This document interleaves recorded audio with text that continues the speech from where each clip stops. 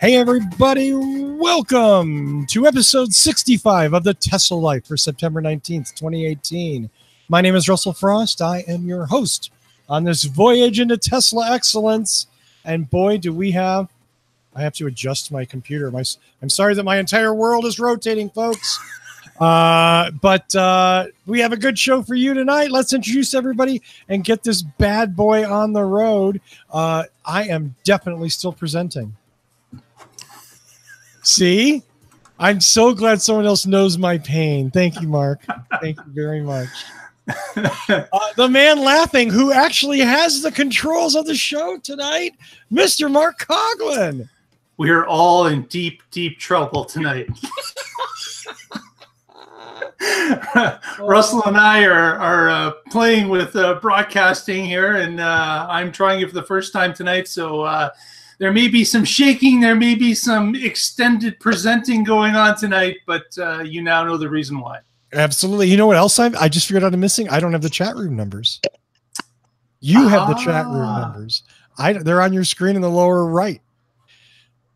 Oh, there they are. Look at that. They are. So, hi, everybody in the chat room. Our man in Chicago is not our man in Chicago this week. He unfortunately is on the road, so you're not going to see him because hotel Wi-Fi sucks. But he's here nonetheless because he's a trooper, Mr. Tony Schaefer. It is true that hotel Wi-Fi truly does suck. So, yeah, no video from me, audio only, and I didn't pack a headset, so this is as good as it gets. But hi, everybody. Glad to be here. and we did video check him. He is not in the bathroom. Despite the sound, he is not in the bathroom. Well, I wasn't when we did the video check. Wow. There are no words. There are no words. I feel like the show just took a downturn. So I thought for sure you were going to say dump. Yeah. Oh, wow. I was gonna. There I went avoiding the obvious pun, and there it came out anyway. Oh, if I can say one thing. Yeah. About being here in Philadelphia and in New England. Yes, sir. Before coming here, I had no idea what a Wawa was. Oh, you've been in Wawa. Yeah, I had no idea. Not a clue. It's a magical place, isn't it? I haven't been in one yet. Oh, Wawa and Sheets. Wawa. Yeah, Sheets I had already seen. Oh, okay. Yeah, it's just Wawa was new to me. Wawa may be like a quarter step nicer. Ooh, okay. Well, I'll check out a Wawa. Yeah, just a little bit better, but yeah, that's definitely yeah. I'm not from around those parts, but would you say that's really New England? Well, Philadelphia. They have them in Florida too, so I'm going to say it's east. No, I'm saying is Philadelphia considered New England? Oh, Mid-Atlantic. Yeah. Okay. Is it Mid-Atlantic? I don't know. I'm from the Midwest. Everything outside the Midwest is simply non-Midwest to me. You know, I had this exact conversation about San Diego geography earlier this morning. So, yeah. Let's just say geography buff. All geography is relative, right? I mean, there you go. Yeah. So the first story this week from Teslarati, there were some rumblings about when the Model 3, when the much sought after 35K base trim Model 3, when is it going to happen? When will Tesla emerge from production hell? When will this vehicle that so excited the public be available? Well, we don't really know. Still, there's an analyst that says they could start production in the next 8 months. Right. And this was part of the, like last week's story, that a whole bunch of analysts were invited into the different factories. And this Worm Capital is another one of these groups that were invited in. I swear Worm Capital was one of the villains in Lord of the Rings. It might be. I swear. Didn't he get tossed off a mountain or something? It's in there. Yeah. Okay. And honestly, like, is it good news or bad news? That could be a bit of both, really, depending on your perspective. If you're sitting and waiting and have been waiting now for what, 2.5 years, and then they tell you it's going to be another 8 months. That might be enough to throw you off the bridge. I got nothing. Yeah. Yeah, I got to tell you, it would test my patience. I know that much.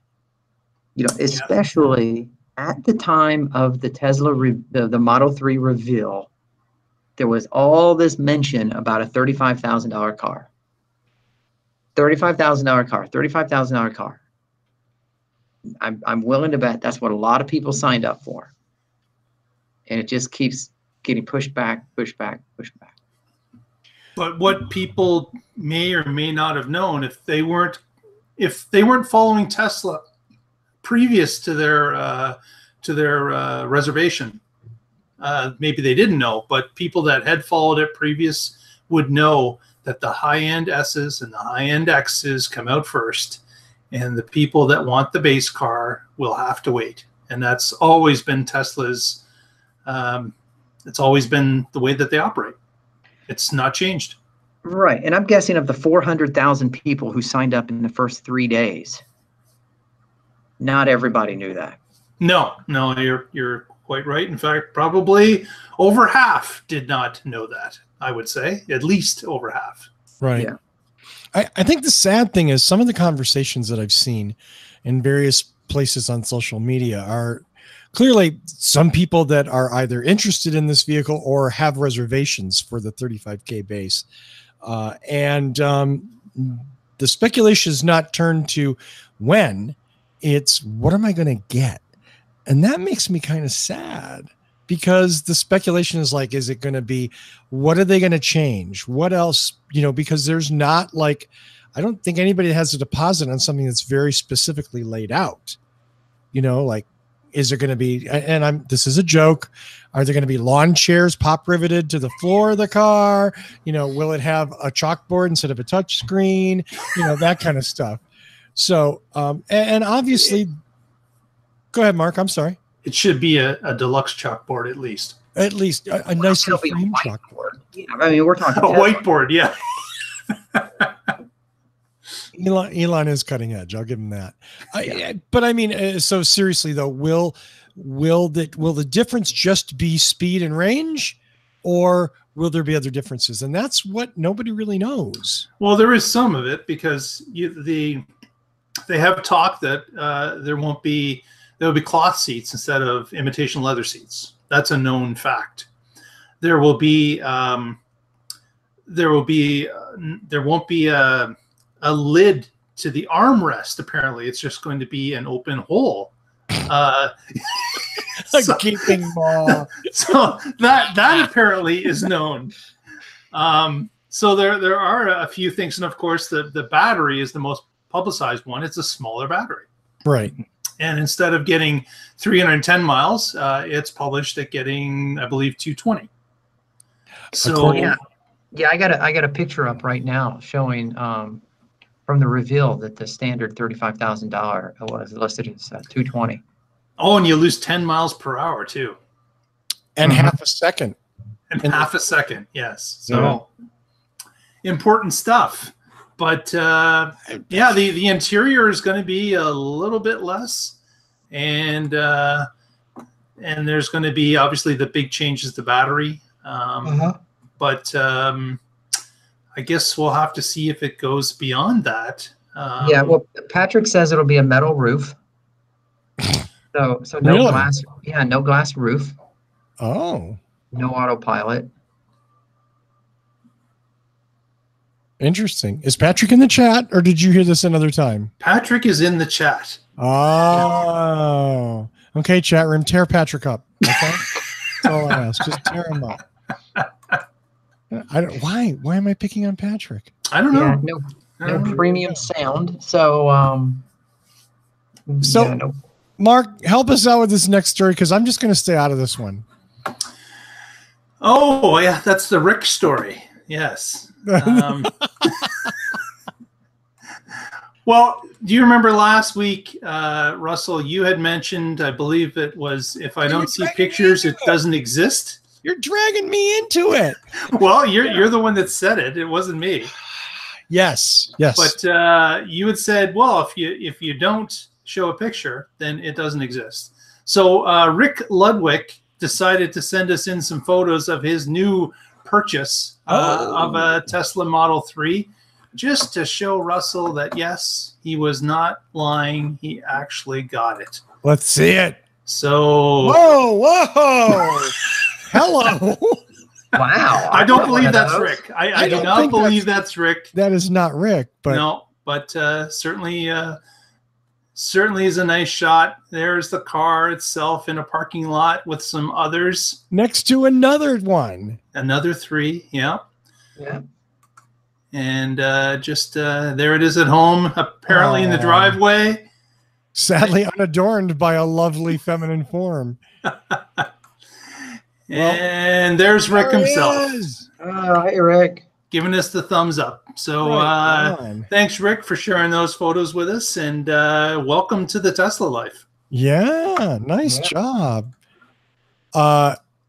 I was totally on to the next story, and forgive me. So my comments were like, but Rick, I hope you're taking that person in the first photo for a ride in the new car frequently, my friend. Thank you for sharing those.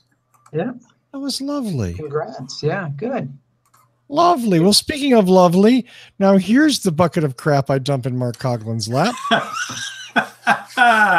Yes, indeed. This was a wonderful story that came out earlier in the week concerning our friends from The Boring Company. Now, whatever you think about the plan to dig subterranean holes through LA, Chicago, and Baltimore, Washington, they've taken it one more step further. And actually, it is something that we mentioned a long time ago.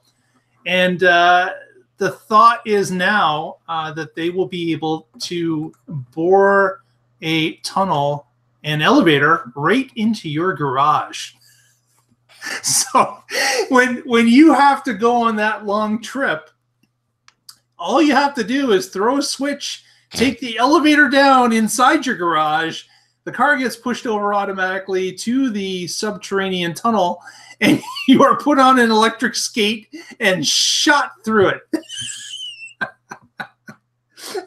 Now, I don't know how this plan could ever fail, considering how many tunnels would have to be dug to people's homes.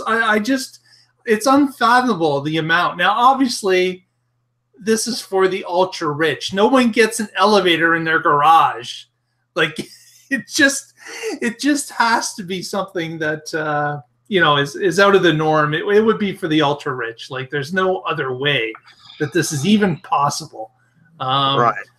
And we talked about at the beginning of The Boring Company a number of months ago, I guess actually over a year ago now, that we thought, well, is this just a way for Elon to get from his house to his office? Ding! Well, here we are. Mm-hmm. Guess whose garage that is in the photo or in the drawing. It is a bit ridiculous. And again, this is Hawthorne, California. Yeah, it's actually a private house that SpaceX bought near their headquarters, and they're using this as a test bed. Okay. Because with Hurricane Florence in the news, my thought of building tunnels under houses went immediately to, oh, please do this in a hurricane-prone neighborhood. Sarcastically. Certainly, seismic. Well, it would be great for lack of wind, but the problem is where's all that water going to go? To the lowest point. These things are going to flood. Yeah. I got nothing. Well, again, this whole, I don't know if this whole thing is flushed out yet. I really don't think so. Flushed out? Exactly. I really don't think they've flushed this idea out completely at this point. But this is another iteration of the idea that we have seen now that has been progressing along. And Tony will be excited to see, when his his tunnel arrives in Chicago from O'Hare to downtown. Right. And I'm sure if you were just a few years later, Tony, you'd be able to see that Baltimore DC run. Maybe it would go through Philly at some point as well. But I really, we're just reporting the news, folks. I don't know if it's real or not, but man, it just seems kind of far-fetched. There's a lot of references in the chat room to the Batmobile and the Batcave. And of course, I'm thinking that it would be super cool if you park your car in the garage, you go to a bust of Elon, flip his head back, and push the red button. Oh, that's awesome. Yep, the bronze head, you just pull it back, and there's the button. Yep. And then as the star goes down, you hear do-do-do-do-do-do-do-do. Absolutely. And Russell's still got nothing because I'm just don't know what to say. I'll have comments on what drives us because nothing gets nothing at 6 p.m. Pacific. And if you'd like to hear those, I guarantee you we're going to talk about a little bit more about this story. Oh, okay. There we go. But so I guess next up, maybe I should mention. Yeah, this might be a good one for you. You think? I don't know. I have to admit, I don't even know if I'm buying into the headline. From the Drive, this is the headline is, and I quote, Tesla Model 3 versus Amtrak's Acela Express, the electric future acid test. That's like word salad, and it just makes me sad. I get it, but it's not. Did our buddy Alex write this one? I don't know. No, this is Will Sable Courtney. Okay. Who apparently has some kind of maybe Courtney Will Sable, Will Courtney. That's not, I don't know. I can go in on this if you'd like. Can you please, you know what? Help me out here. Thank you, sir. What happened here is that the Drive decided to have a race between the Model 3 and the Acela train between Boston, or between New York City and Boston. And they decided to try to even out everything by making it happen as early in the morning, so both train traffic and car traffic would be less. And they agreed that they would start from the same point and end at the train station in Boston. And of course, the Accelera is I guess the fastest train in the U.S. at this point that runs the East Coast corridor. And is hampered by some slowdown points. It's not able to run full speed at all times. It does run through older tracks, which require it to slow down to the speed of some normal trains. But it does have a very good, or a long stretch where it can run at high speed as well. So the thought was to race a Model 3 and the Acela train between those 2 points to see who would arrive first in Boston. And it's an interesting read if you want to take a leaf through it. It's quite long, actually. There's a lot of detail into what happened here and the different things that they were proposing. And of course, the description of the trips from both passengers. But in the end, should I ruin this? Or should they read it themselves? You should definitely ruin it. Okay. So the Model 3 won, bottom line. The Model 3 got to Boston first, was able to find a parking spot, and even the participant in the Model 3 was able to wander into the train depot station and greet the person getting off the Accelera train as they arrived in Boston. So, moral of the story, I don't know if there is any really. Train travel and car travel are completely different. They're affected by different things. But it was an interesting idea to have a race between NYC and Boston. And in this particular case, in an early morning run, the Model 3 won handily. I got nothing. It's just it's cute. It's a cute story. That's it. Yeah, there's really nothing beyond that. And really, the title is sort of the title is misleading, is what it is. Yeah, it's really more of just a general review of what it's like to drive the Model 3. It's a Model 3 review couched as a contest. and it's cute. And cheers to them for being original. I don't know the contest. It makes any sense. Yeah. A genuine contest, but okay, sure, whatever, it's fine. It's certainly there are two ways to get from point A to point B. There's more than two. Yeah. So next race is between a plane and the Model 3. I thought it was a giant gorilla. It's not a giant gorilla, because I was really hoping it's a giant electric gorilla. There you go. The electric gorilla. Yeah. Yeah. Now the acid is kicked in. I get it. Yep. Well, I will lead with the next story because it's from my country. So it's only right that I was to bring this up. It turns out, and this was spotted by Trevor from the Model 3 Owners Club, that in the Government of Canada radio equipment list, there was an application by Tesla to produce some new hardware that, of course, will be is a transmitter, and that's why it's shown up in the radio equipment list of the Government of Canada. And you can see by the description that this new transmitter is a Model 3 key fob. So, unlike the S and X that came with a key fob, there have been rumors that the phone unlock and the key card unlock have not been as good as what Elon had expected. There's been a number of issues with people with different types of phones or older phones that have had to upgrade or move to a different carrier, or other problems where their phone is not unlocking the car reliably every time.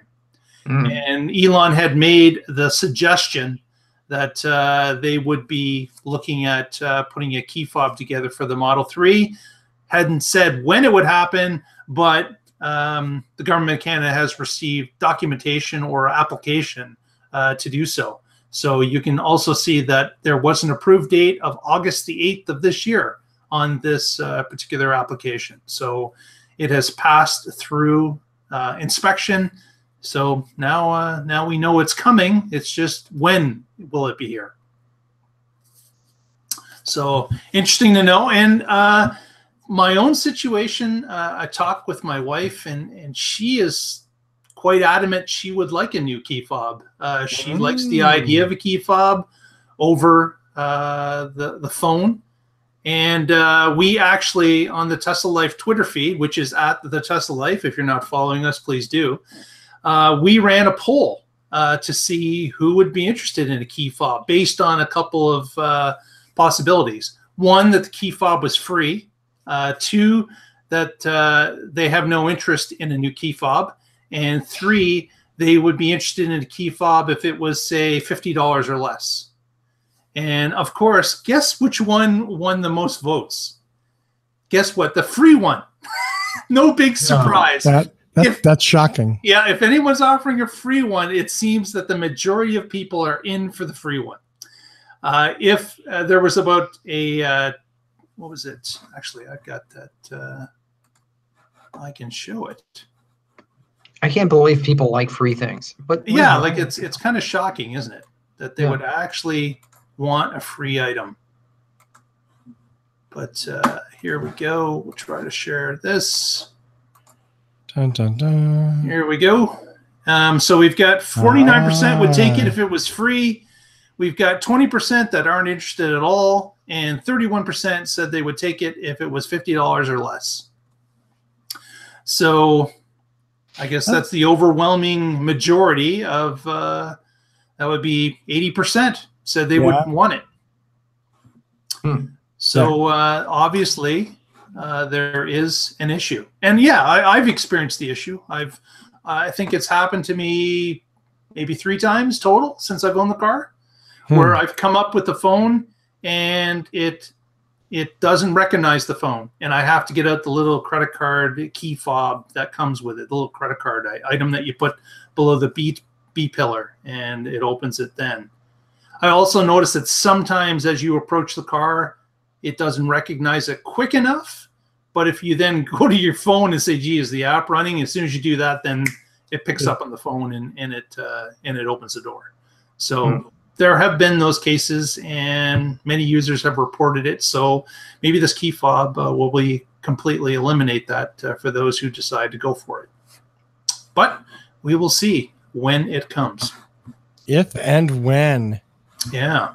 So I have a question here that maybe some people are wondering as well.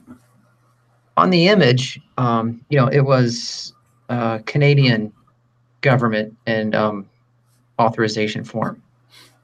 Is there an equivalent United States that we should be looking for? I got to believe that the FCC would have to okay something like that. Yeah. Would that not be the case? Well, I would think so as well. It's just I would think, with all the sleuths that are out there. Yeah, but yet that has not been published as far as I know. Yeah, I was just wondering. maybe they don't put on descriptions like the Canadian one does, so it's pretty blatant as to what it is. Maybe they just get numbers and alpha codes. Oh, it's because it's not in French. There you go. There you go. I got nothing. It's interesting. So is this forgive me. Is this a failure of the key fob concept or of the card? Oh, I would definitely say it's a step back. Yes. Yeah. I would definitely say that, because they had no plans on doing it. Maybe there was a backup plan, but they went to the mat saying that this is what we're going to release. This is only what we're releasing. The phone app and the key, credit card key. That's all they were releasing. And then after the complaints started, after people's reports that they couldn't get into the car and it wasn't reliable, then the rumblings of the key fob started.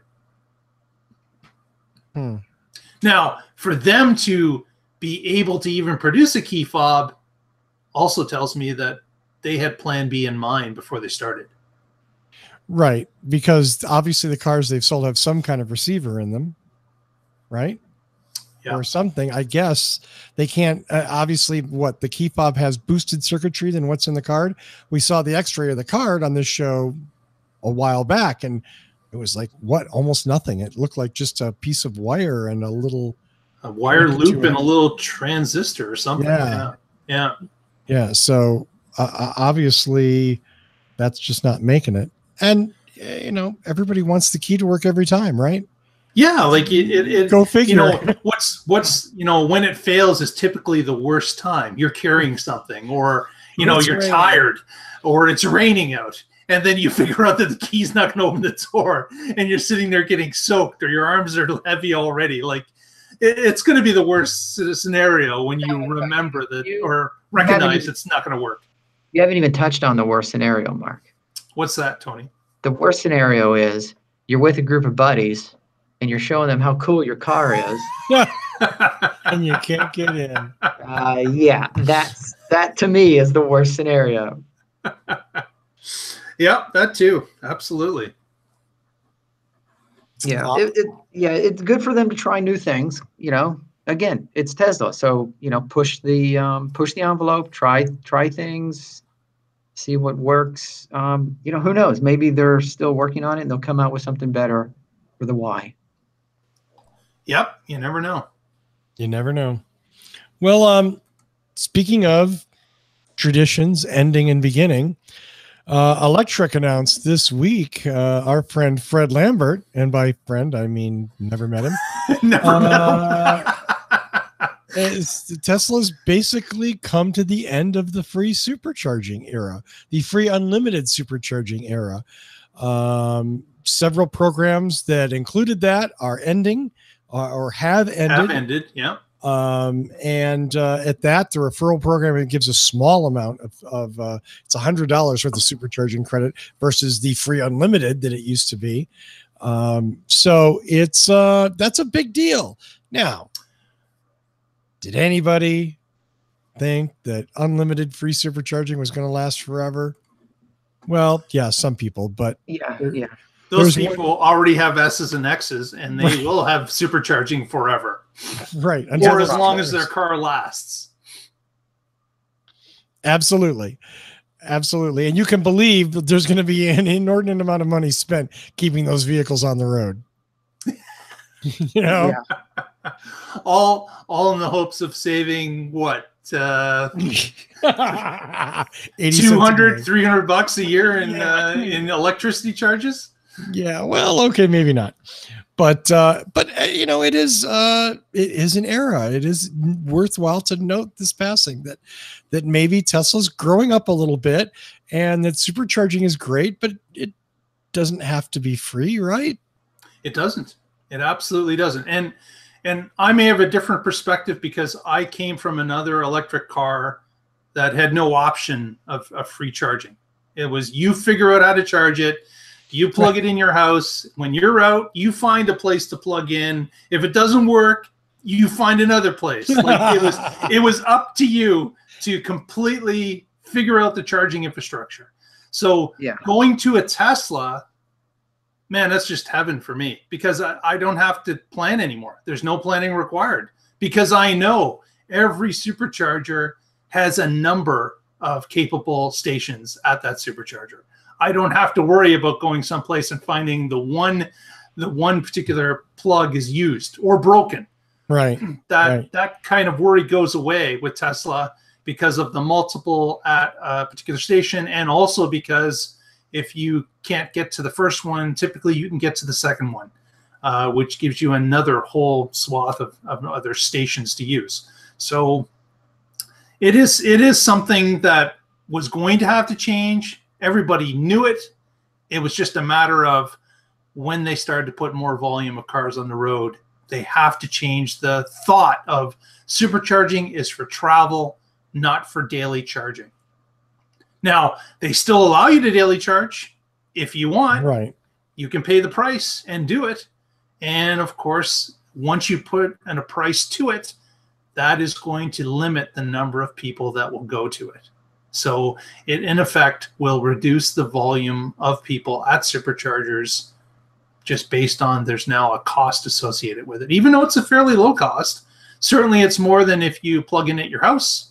But but for the convenience, or if people live in condos and don't have access to a plug, then that's their option to use. So it is what it is.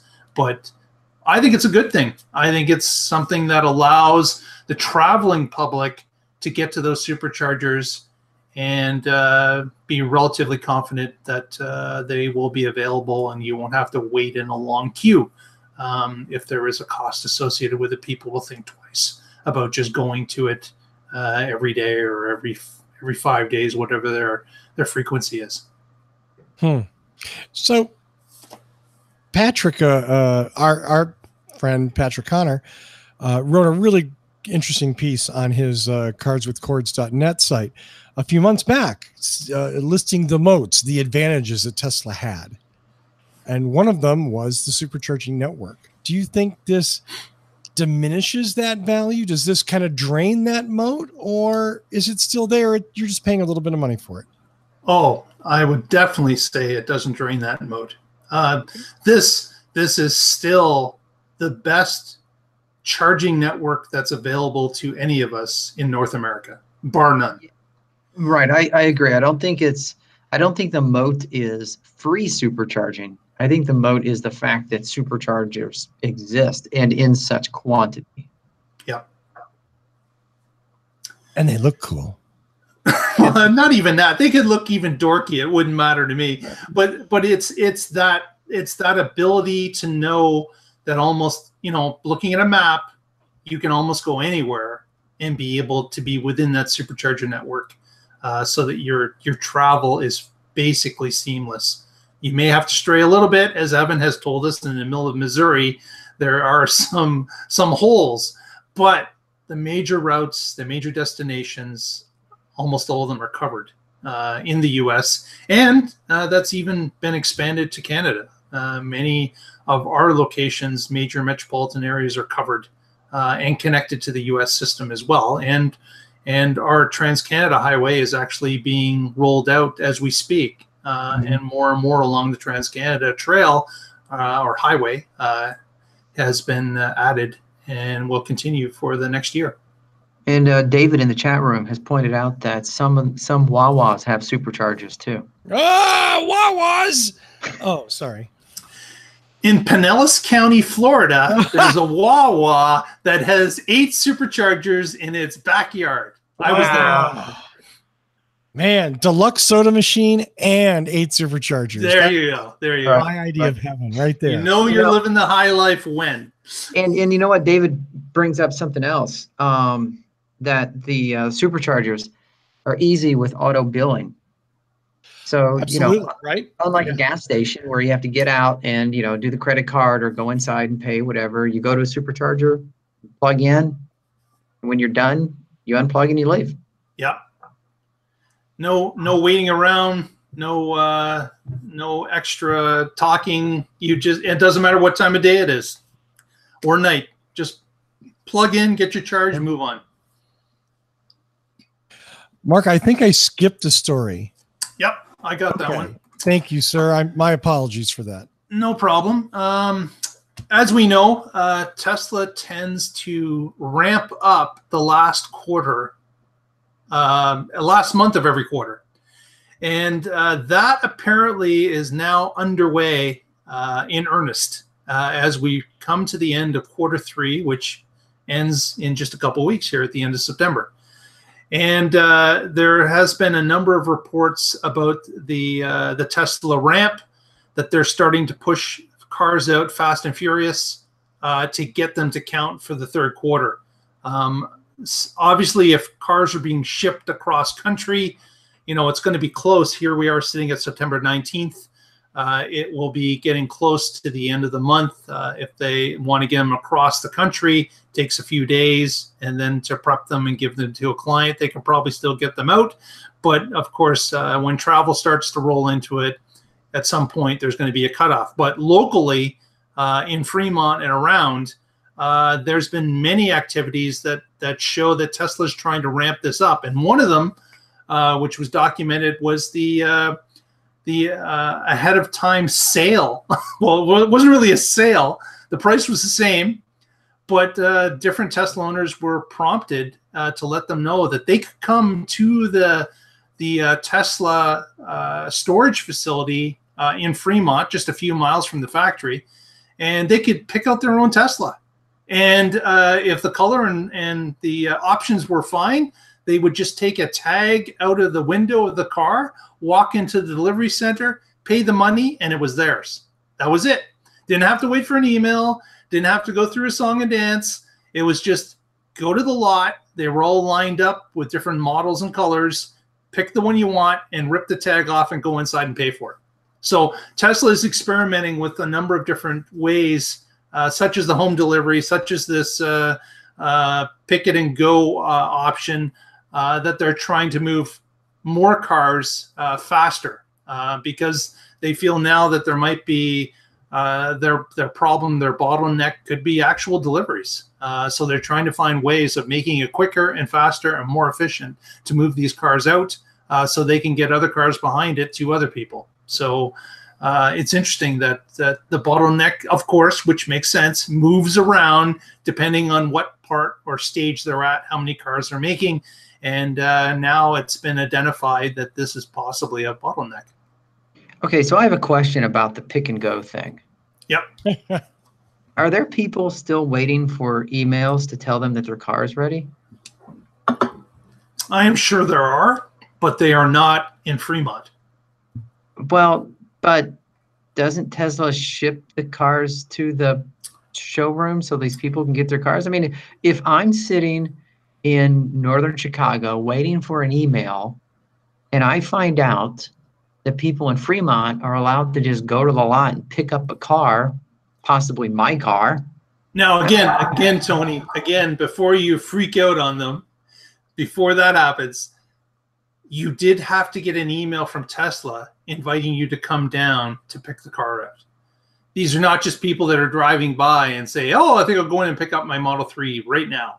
These people did get an email over the weekend that said they could come between these times or these days, right, and perform that.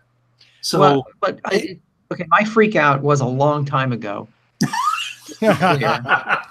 And That's an understatement. because here are people walking on a lot, picking up a car before I even put in my reservation. Who do they think they are?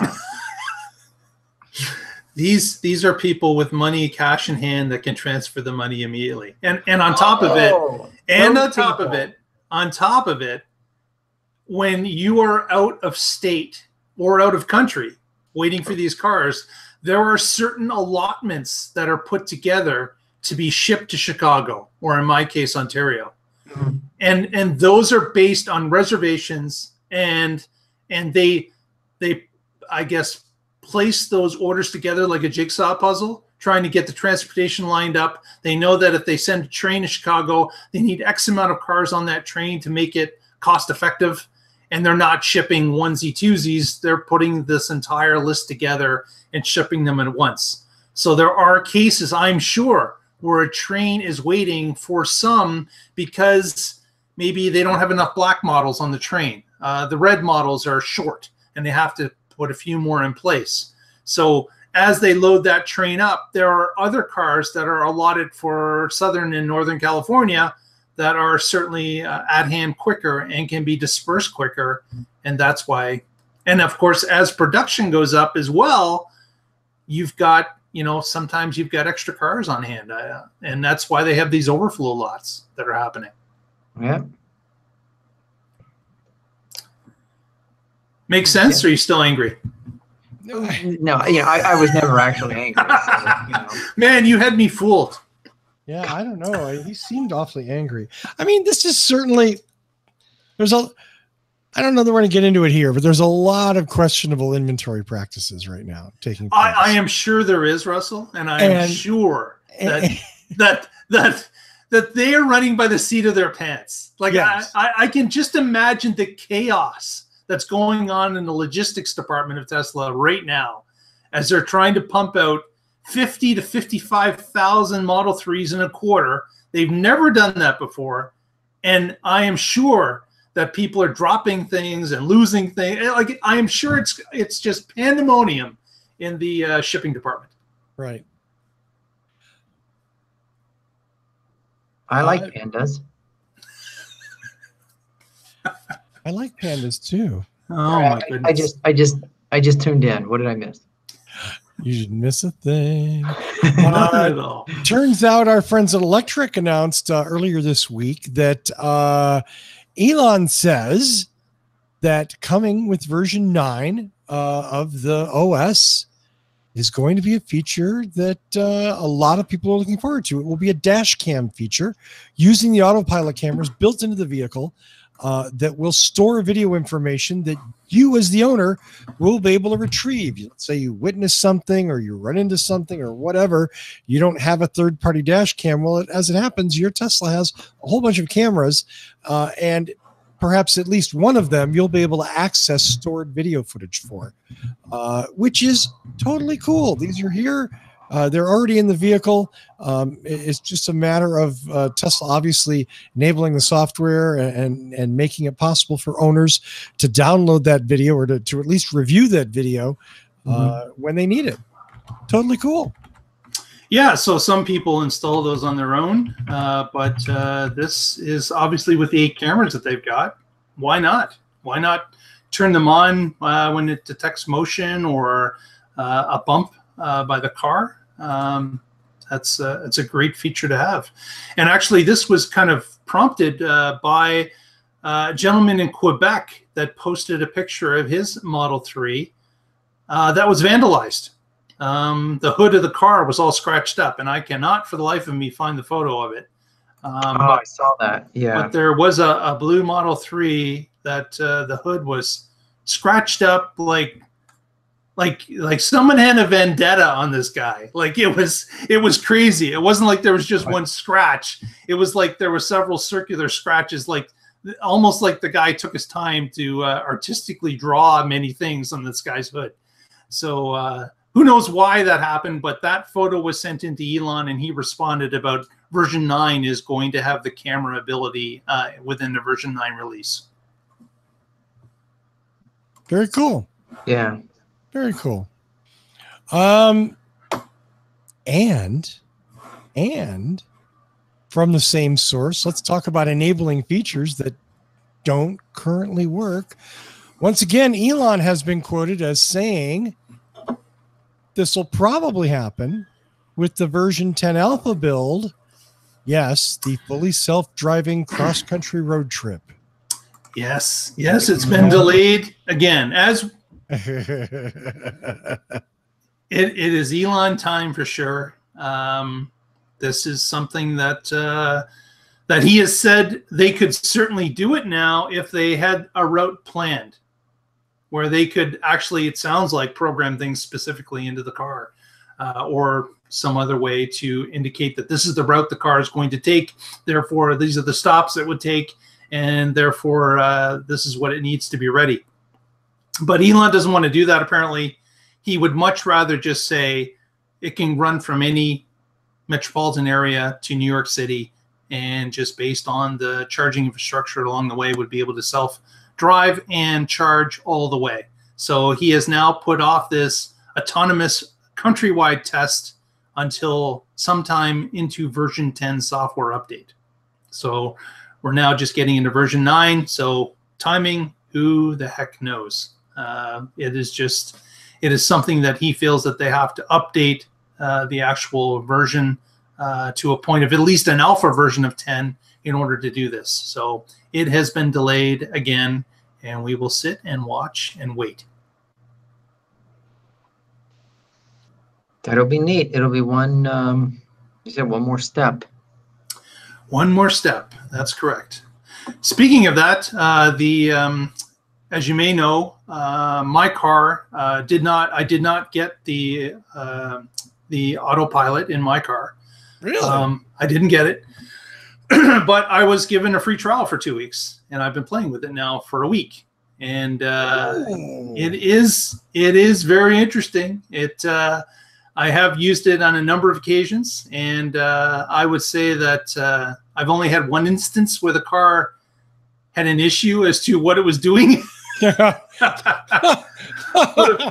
of course, since I'm paying attention and my hand is on the wheel, of course you are. I was able to avert what the car was thinking of doing, Straight disaster, and was able to keep the car on the straight and narrow. But I also have to say that driving a highway for I guess maybe 4 separate times now for an hour or more each way, that the car was basically flawless. Wow. It stayed within its lane. It kept the spacing correct. Even when I had inconsiderate drivers cut me off, the car reacted properly, as far as I could see, for that about 4 hours of autonomous driving on a highway. So wow. I was impressed. I was very impressed as to how it was operating. So the painful question? Yeah, that is painful. No, still not buying it. Okay. I think you'd have to be a bit of a highway warrior to want it. And I'm more of a regional person, and I don't travel the highways all that much. I took a couple of specific trips just to try it. But really, I don't think I'd get my money's worth out of it at this point. But it's always nice to know that I could pay for it at any point, and it could be there tomorrow. So yeah, I really like the idea that the software is there, or the hardware is there, and all I need is a software update, and I could have it. So if my situation was to change, it would give me that ability. Right. Well, that's cool. Yep. That's very cool. So you were sitting in the driver's seat, fully hands off, hands in your lap, letting the car do its thing. I wouldn't say I was doing that for the first little while. I was going to say, how long I was gripping the wheel pretty tightly for the first couple hours. I had to understand how the car was going to react. And giving them my control over to the car was a bit of a trust factor that I didn't trust the car initially. Obviously, many, many, many thousands, if not millions of miles have been traveled with this. So, I wasn't too scared. But again, if you're trying something new and you're not quite sure, you're going to err on the side of caution. and that's what I was doing initially. But man, once it got, the last trip I took, I was pretty well 50 minutes out of 60. The car was controlling itself. Yeah. Like that long of a distance. So, and it performed flawlessly. It really did. So, Derek in chat wants to know if you use the auto park feature. No, I've never used the auto park feature, and to be honest, Derek, my Volt even has auto park, and I would never use it because it's just not something that I find that I don't know. I feel that the person has a better grasp of it if you're used to parking, and I think it's faster and more efficient for the person to do it.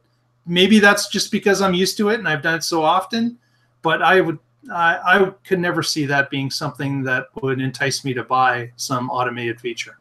Yeah, I got to tell you, my car has the auto park. Either it'll do parallel parking and back end parking, and yeah, in the time that you have to identify the spot, push the button, pull forward, push the button, and whatever. I mean, I'm already out of the car and inside the shop or whatever. And, and then the other part is if anything goes wrong, it's not just my car that might get damaged. And all the people behind you waiting. Yes. Yeah. And then the other thing is, of course, the summon feature, which some people love. To me, the summon feature is a party trick. Like, really? I've got a garage that I'm able to pull in and get out of the car without having to squeeze the car in, like that video we showed a couple of weeks ago. I don't, in my particular case, the summon feature does not really make any sense. It's more of a party trick. In my particular case, you may have an option for it. Somebody may have, the need for it, but not in my life. I don't see it. I could definitely see something like having the car drop you off at the door of the shopping mall, and then you tell it to go find a parking spot, and then when you're done, you walk out and you say, "Okay, come get me."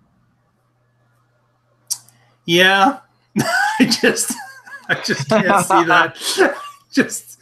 That rolls into almost the autonomous driving, right? Like, that's when it gets to that point where the car can go find itself a spot and park by itself, and then you let it know that you're coming out the door again, and it enables it to come get you.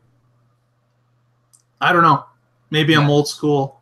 I gotta be killed off for the other people to just love that, but I don't know. To me, it just doesn't make much sense. Yeah.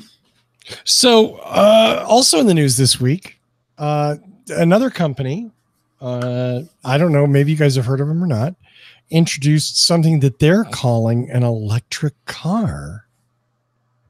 Ooh. It's so weird. It's a German company. Maybe you guys have heard of them. They're called Audi.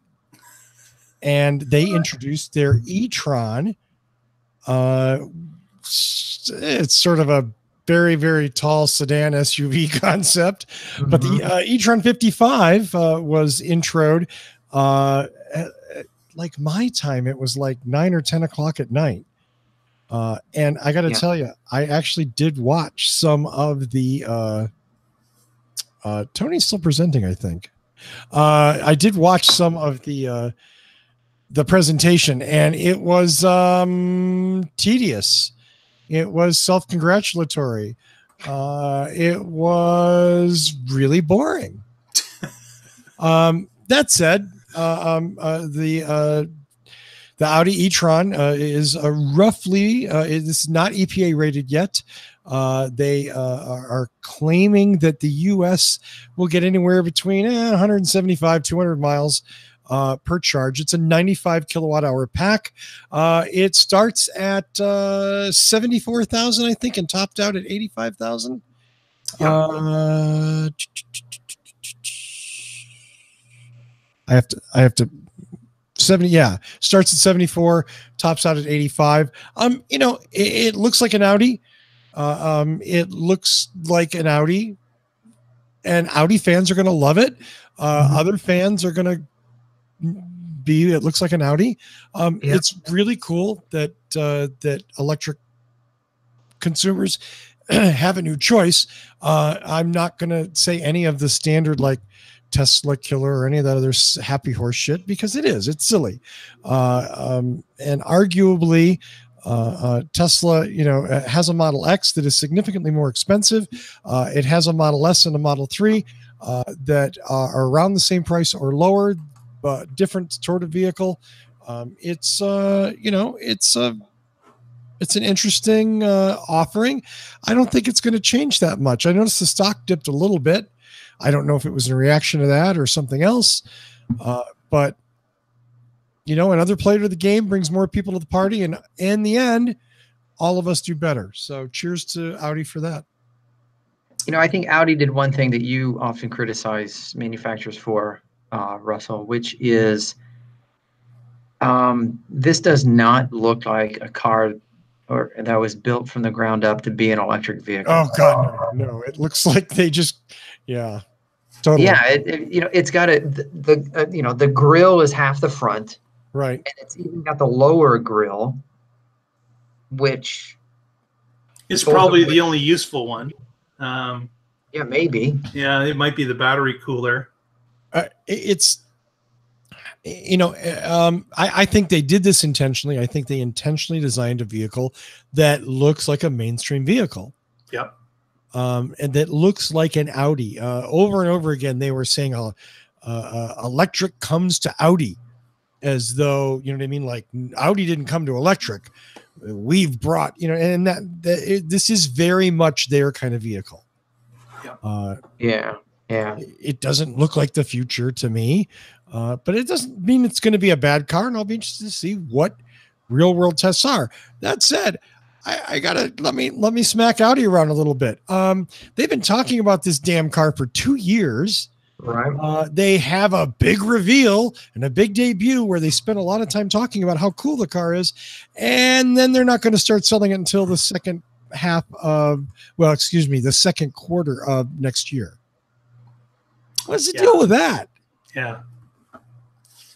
That's well. It was also said that the car was a little bit underwhelming, based on their first kick at the can here. So it's. I guess you're right. Bringing something and getting started is great because there are now other options, but it was somewhat a little bit underwhelming based on what they knew the baseline was out there. You would think they might have tried to get a little closer to Tesla based on mileage or range performance, but they weren't quite able to get to those specs. But they're a little bit cheaper, so I guess it depends on what you're after. And Wait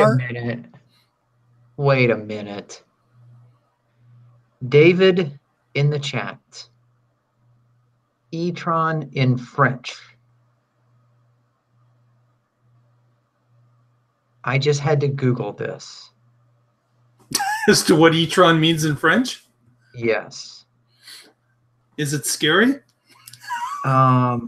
It is. If this is a Donald Trump's penis illusion, I just want you to stop right now. No, it is not.